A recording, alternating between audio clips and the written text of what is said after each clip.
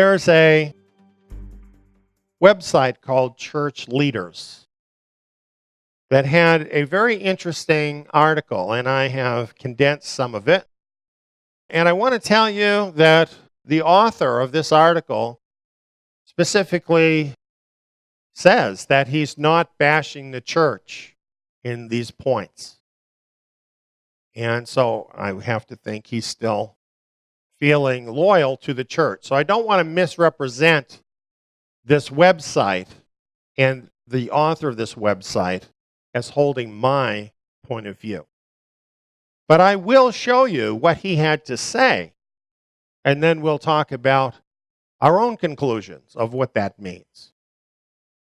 The theme of his article is 10 surprising reasons our kids leave church. And in his introduction, he points out that 70% of youth stop attending church when they graduate high school. Now, I ask you, how long can any institution continue when 70% of the young people leave that institution when they get high school age? How long can that last? Well, that is a huge hemorrhage. You know, if these kids were blood in your body, going out at this rate, how long would it take you to be dead? Not long, would it? You would bleed out very quickly. Well, he says, we all know them, the kids who were raised in church. They were stars of the youth group. They maybe even sang in the praise band or led worship. And then they graduated from high school and they leave church. What happened? That's how a lot of church people feel, a lot of the older ones. They always see this happening with the young people. They might even be involved with the church, but then they get high school age and they're gone. And you look at any church crowd and you look for the faces of the young people. You're not going to find them, or many of them. So this is a big concern that is being raised here. So what are these 10 surprising reasons that he gives?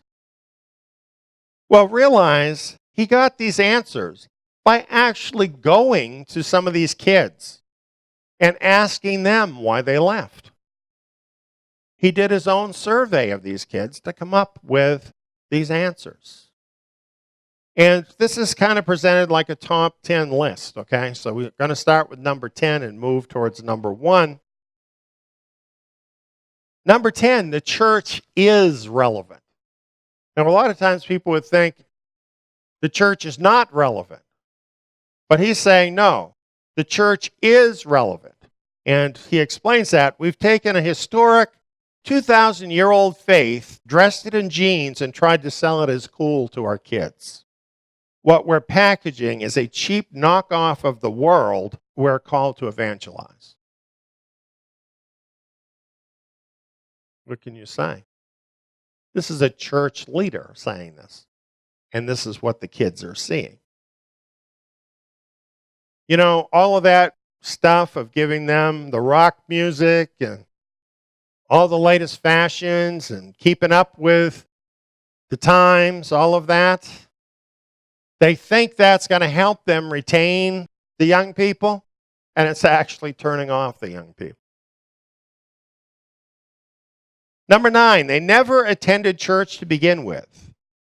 From a Noah's Ark themed nursery to pizza parties and rock concerts, many evangelical youth have been coddled in a not quite church but not quite world hothouse. So they never experienced church in the sense of what the scriptures say the assembly of believers should be. Instead, what they got is a steady stream of entertainment. You know, recently I got an advertisement at my home from one of the churches in the area.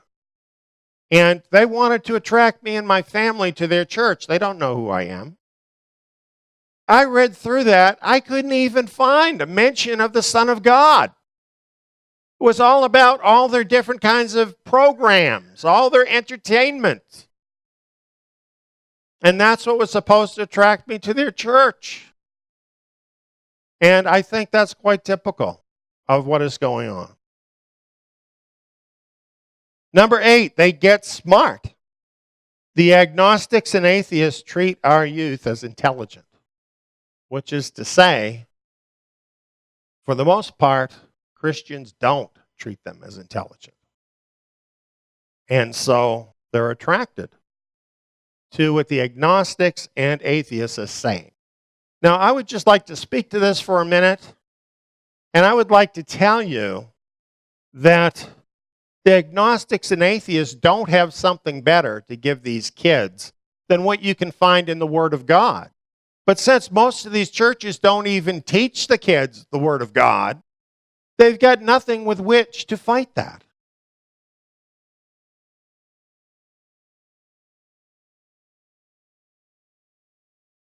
Number 7, he's saying here, I think to the parents as well as the church leaders, you sent them out unarmed.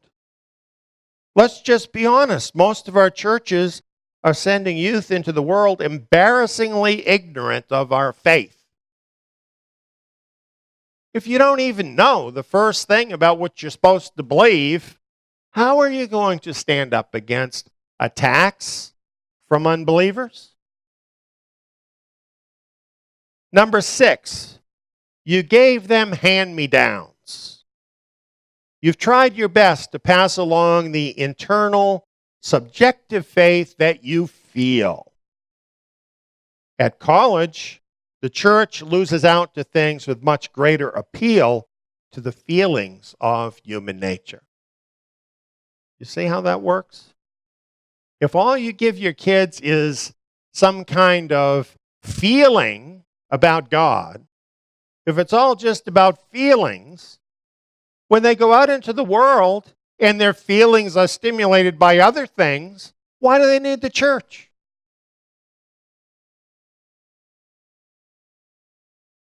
Community. Have you noticed this word is everywhere in the church? When our kids leave home, they leave the manufactured community. A lot of times they actually have a lot more community, for instance, at college, than they ever experienced in church. Because he uses the term manufactured community.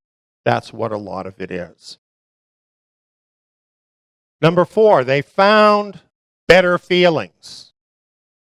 Rather than an external, objective, historical faith, we've given our youth an internal, subjective faith. When they leave home, they get the same warm fuzzies from the latest life coach, etc.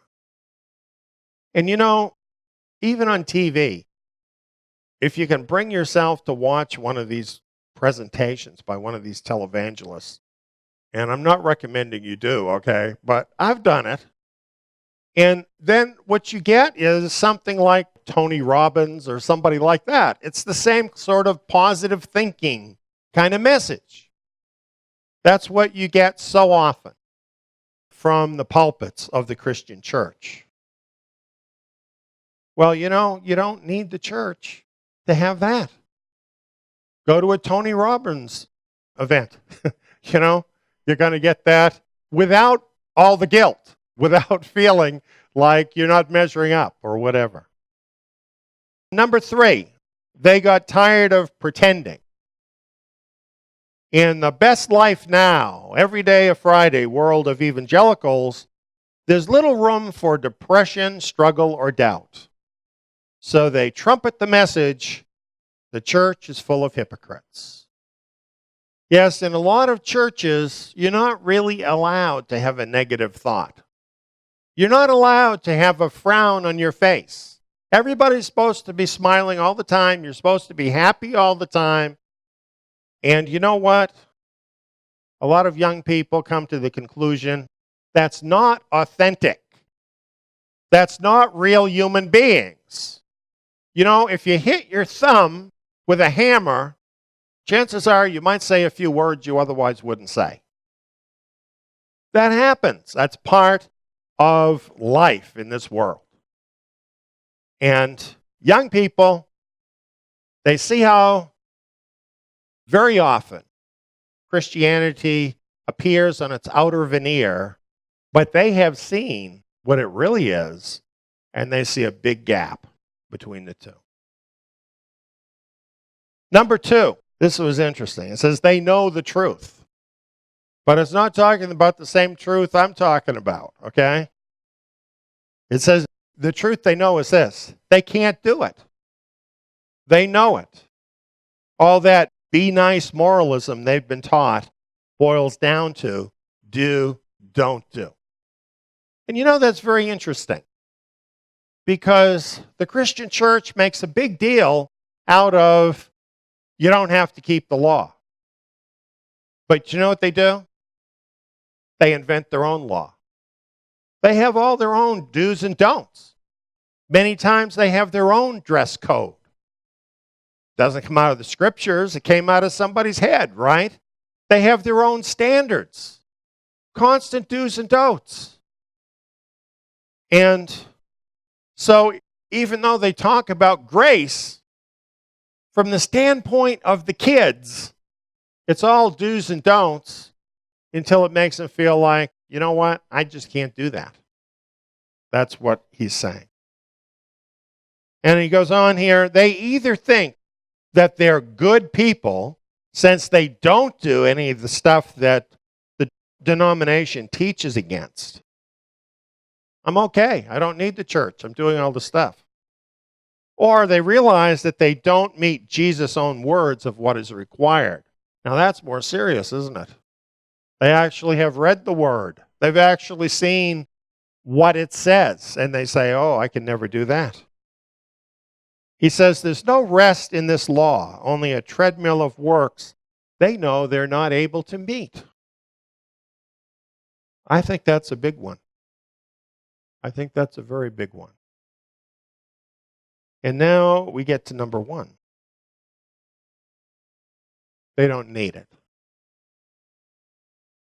If church is simply a place to learn life application principles to achieve a better life in community, you don't need a crucified Jesus for that. As we jettisoned the gospel, our students were never hit with the full impact of the law. Their sin before God and their desperate need for the atoning work of Christ. That is relevant, that is authentic, and that is something the world cannot offer. Our kids leave because we have failed to deliver to them the faith delivered once for all to the saints. Now, I would respectfully say, if the writer here actually believes what he's saying, that we have failed to deliver to our children and therefore to others as well, the faith delivered once for all to the saints, then is he not actually saying our church is in apostasy? What's he still doing there? Right? What is he still doing there? He should be doing what all these kids are doing. He should get out. Not to abandon Messiah, but to separate himself from something that's not the authentic gospel. Isn't that true? And look at what he's saying. The big problem of the church is they never taught the law. What? Can you believe that? How many times have you heard Christians, especially Christian leaders and pastors, say, we're not under the law?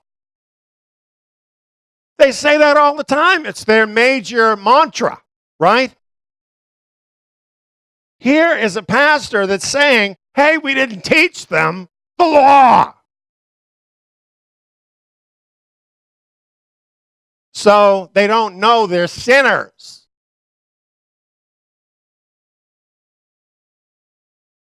We don't make that mistake here. We probably have our problems, but I'll tell you this, we teach the Torah. But he doesn't even get all of what the Torah is about, just going by this statement. Yes, it is to convict us of sin, but it is also telling us how we should live. And you know what? Those believers that landed at Plymouth Rock, they knew that. And they knew that the Spirit was given to us to help us live righteous lives according to the commandments of God. That we have what we need to be able to keep his commandments. I wonder if the church had actually taught all of these young people the Torah and taught them how the Spirit can help them to keep the Torah. And if they had actually experienced what it is to walk in victory in keeping his commandments, I wonder if you'd still have 70% leaving the church. I don't think you would. We have a lot of wonderful young people connected with us who love the Torah and love who they're becoming because they're learning the Torah. You know, just because something looks hard is not the easy way, doesn't make it the best way to go. Just making everything easy on people. That is not the message of Yeshua Messiah. But that seems to be the message of the Christian church. And you know, where does this all take us?